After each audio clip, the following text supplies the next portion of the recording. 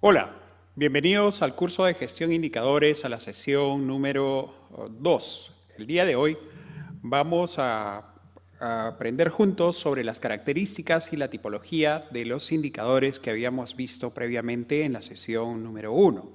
En ese sentido, quería recordarles algunas de las características que tienen los indicadores y estas son pues que sean relevantes, es decir, que tengan utilidad para la toma de decisiones. Recordemos que en la sesión 1 veíamos que una principal característica es precisamente que los indicadores deberían servir sí o sí cuando nos permitan tomar decisiones sobre alguna situación que deseamos medir. En segundo término, es importante que los indicadores sean pues verificables. Eso quiere decir que los podamos comprobar con información confiable, con referentes, con documentos, con hechos que puedan ser evidenciados. Precisamente en ese término también nosotros podríamos llegar a definir que los indicadores también deberían tener la característica de ser libres de sesgo, es decir, que no tengan ningún sesgo estadístico ni tampoco personal, ¿verdad? La cuarta característica que debe reunir un indicador es que sea válido. Eso quiere decir que tenga correspondencia entre los datos que son suministrados en el indicador y en el objetivo de análisis. ¿Cuál es la finalidad de análisis que tiene este indicador? La quinta característica que tenemos de los indicadores es que sean confiables. Eso quiere decir que los indicadores que nosotros vamos a empezar a diseñar deberían medir lo mismo en diferentes contextos, en diferentes entornos y naturalmente en diferentes periodos de tiempo. Siendo así, estos indicadores también deberían tener la sexta característica fundamental, que eso quiere decir que deben ser fáciles de interpretar. Y finalmente, que tengan un beneficio-costo o un costo-beneficio, que nos tenga utilidad y que el costo de obtener esta información pues no debe ser mucho mayor al de la utilidad que pueda generar. Siendo así, nos vamos a revisar juntos la relación entre los objetivos y los indicadores. En principio es fundamental determinar que un indicador es una señal, es un aviso o un perfil que nos pueda entregar información de cualquier tipo, una advertencia, ¿verdad? Si nosotros hacemos un poco la comparación entre un indicador y un semáforo, por ejemplo, podríamos ver que al llegar a la esquina nosotros vemos la luz verde, entonces nos advierte que podemos avanzar, que podemos pasar sin ningún riesgo. De la misma manera, si es que lo vemos en rojo, nos indica que debemos detenernos. Así también, en el lado corporativo, en el lado institucional, es importante ver a los indicadores como señales que nos van a ir advirtiendo de ciertas posibilidades o consecuencias de las acciones. Muy bien, dicho esto, también podríamos sostener que los indicadores deben estar siempre relacionados o vinculados hacia un objetivo. ¿Cuáles son los objetivos que tenemos en la organización? ¿Cuáles son los objetivos que tenemos en nuestras áreas? ¿Y cuánto de ello conocemos para poder nosotros empezar a diseñar nuestros indicadores? Es muy importante eso. Un ejemplo. Si nosotros pretendemos llegar al objetivo de elevar la calidad de la educación básica del país, entonces generamos un indicador que vaya más o menos alineado a esta descripción. El porcentaje de alumnos con puntajes altos en la prueba PISA, por ejemplo, ¿no? Entonces deben estar estrechamente vinculados a un objetivo, ¿verdad? De esa forma nosotros vamos a ir diseñando o vinculando a los indicadores con el objetivo, ya sea un objetivo operativo o puede ser también un objetivo estratégico. Para ambos hay una suerte de alineación hacia los indicadores. Veamos juntos también algunas premisas que hay sobre la medición.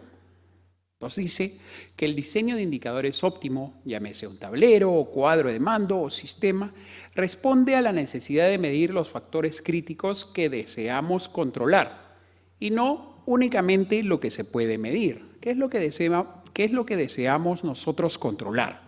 En ese sentido, dentro de nuestras áreas, también es muy importante que podamos empezar a reconocer qué es lo que deseo medir, cómo lo puedo medir, qué tipo de decisiones voy a empezar a tomar a partir de estas mediciones, cuánto tiempo podría tomar mis procesos, por ejemplo.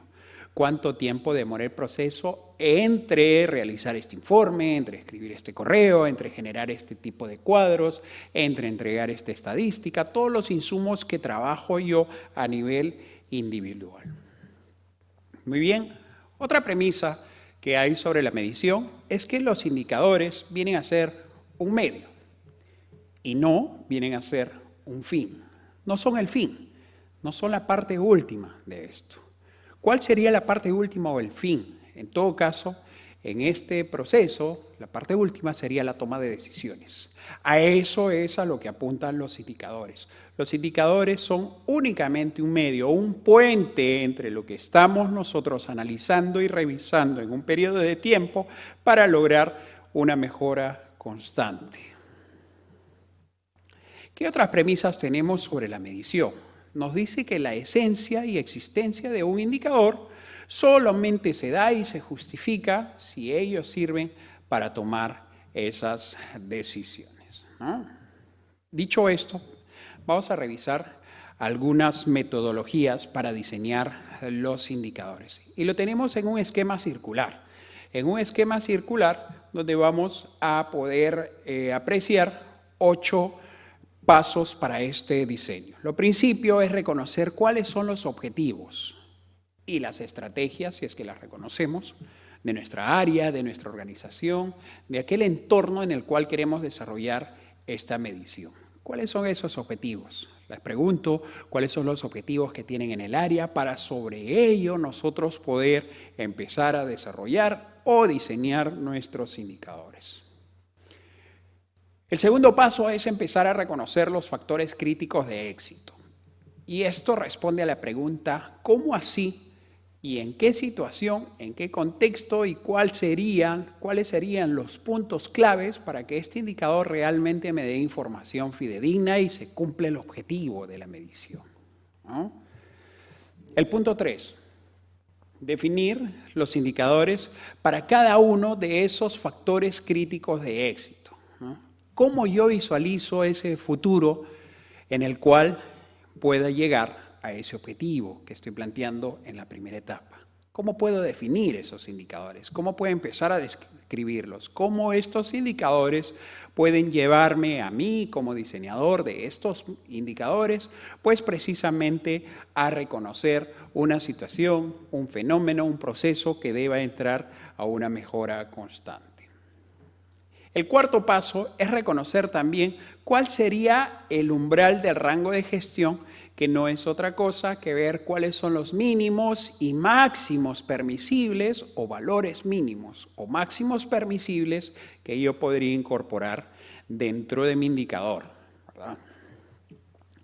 El quinto es diseñar la medición. Diseñar la medición en tanto y en cuanto yo pueda establecer los tiempos de medición, cuáles son los periodos, cuáles serían estos factores y cómo así poder yo también encontrar este umbral del rango de gestión donde puede establecer los mínimos y máximos permisibles para mi indicador.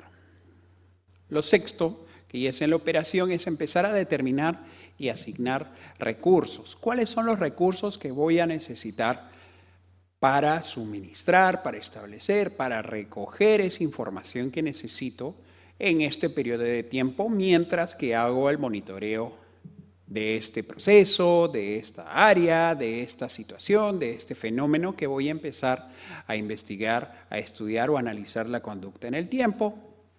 Lo séptimo ya es en la práctica constante, es empezar a medir y empezar a ajustar, empezando también nosotros a tomar decisiones sobre el camino, ¿verdad? No esperar que nuestros indicadores nos den el rojo absoluto al final del periodo, sino que también durante el proceso nosotros vamos viendo la desviación de los valores, la reducción o el incremento de los valores y sobre ello empezar a tomar decisiones. Lo octavo, que es muy importante, es estandarizar y formalizar nuestros indicadores ya una vez que hemos probado en el campo y en la práctica. Finalmente, entraremos en ese proceso de mejora continua y el mantenimiento de estos indicadores. Estos son los 9 pasos que nosotros vamos a seguir puntualmente para el diseño y desarrollo de los indicadores, ¿no? Veamos. Voy a plantear 4 escenarios sobre los cuales también podríamos reflexionar antes de empezar a diseñar nuestros indicadores. Y el primero de ellos está relacionado con la visión. ¿Cuánto nos interesa a nosotros saber sobre el cumplimiento de la visión que tenemos como organización? ¿Cuánto nos interesa saber sobre la visión que tenemos nosotros en nuestras áreas, en nuestros departamentos? En realidad, esta pregunta debería ser tomada muy en consideración antes del desarrollo de los indicadores. Recordemos que el objetivo también de los indicadores es precisamente llegar a mejorar cada uno de los procesos y de los pasos que se dan para cumplir nuestra misión y nuestra visión.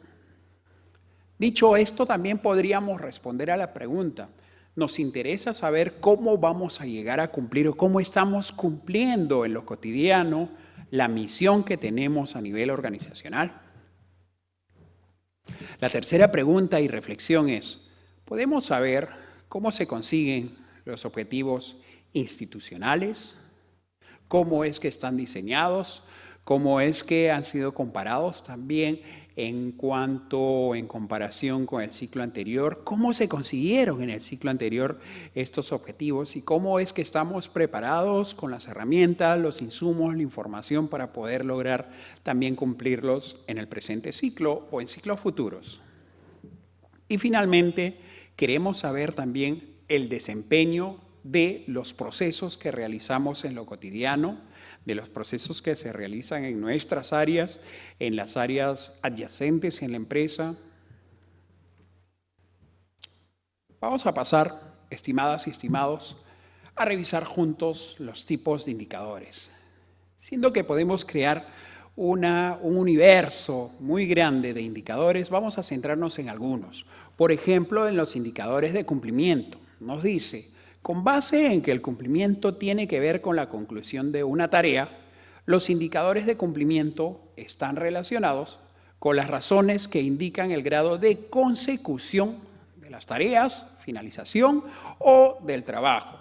Por ejemplo, el cumplimiento del programa de pedidos. Ese podría ser un ejemplo muy práctico y muy simple para ilustrar sobre los indicadores de cumplimiento. El siguiente tipo de indicador que vamos a revisar juntos es el indicador de evaluación. ¿Y la evaluación con qué tiene que ver? Tiene que ver con el rendimiento que se obtiene de las tareas que hemos mencionado en la diapositiva anterior, con los trabajos o con los procesos que se puedan realizar en lo cotidiano en nuestras áreas, en nuestros propios encargos a nivel institucional. Ahora bien, dicho esto, los indicadores de evaluación también están relacionados con todos aquellos motivos o métodos que ayudan a identificar todas y cada una de nuestras fortalezas, debilidades y oportunidades que puedan ser o que puedan servir de mejora o procesos de mejora continua. Un ejemplo de ello podría servir para ilustrarnos la evaluación del proceso de gestión de los pedidos, ¿no? El proceso de gestión de los pedidos. Vamos a revisar el siguiente tipo de indicadores y este tipo de indicadores está relacionado a la eficiencia. La eficiencia, pues, tiene que ver con la actitud, con la capacidad para llevar a cabo un trabajo o las tareas con el mínimo de recursos. Optimizar esos recursos. Los indicadores entonces de eficiencia están relacionados pues con las razones que indican los recursos invertidos en el proceso, en la tarea o en el trabajo que nosotros estamos realizando. Un ejemplo muy puntual, práctico y simple podría servir para ilustrarnos el tiempo de fabricación de un producto o la razón de piezas sobre la hora, o la rotación de inventarios, o la cantidad de atenciones a los clientes, la cantidad de exámenes resueltos con resultados positivos y así sucesivamente. Vamos a ver otro tipo de indicador y este tiene que ver con el indicador de eficacia. Lo eficaz, en principio, tiene que ver con hacer efectivo un intento o un propósito, ¿verdad? Siendo así, los indicadores de eficacia están siempre relacionados con las razones que nos indican la capacidad o acierto en la consecución de tareas o trabajos. Un ejemplo podría servir el grado de satisfacción de los clientes con relación a los pedidos. ¿Cómo tú puedes saber que los clientes o los usuarios que están recibiendo los servicios o productos desarrollados en tu área, pues están llevando un nivel de satisfacción mayor, ¿no? El siguiente tipo de indicador tiene que ver con la gestión, los indicadores de gestión. Nos dice la teoría que teniendo en cuenta que la gestión tiene que ver con la administración o con el establecimiento de acciones concretas para hacer realidad las tareas, los procesos o los trabajos programados o también aquellos trabajos planificados. Entonces, siendo así, los indicadores de gestión están vinculados o relacionados con aquellas razones que permiten realmente administrar un proceso definido.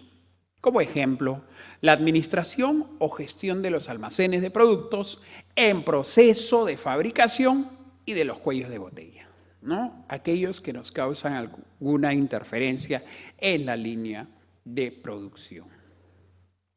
Bien, estamos llegando ya a esta parte final de la segunda sesión de nuestro curso Gestión de Indicadores y lo que voy a desafiarles ahora es que cada uno, como un ejercicio, como una práctica, pues puedan empezar a desarrollar 2 a 3 indicadores de cada uno de los tipos de indicadores que hemos revisado en esta sesión. Nos vamos a ver en la tercera sesión. Muchas gracias. Buenas tardes.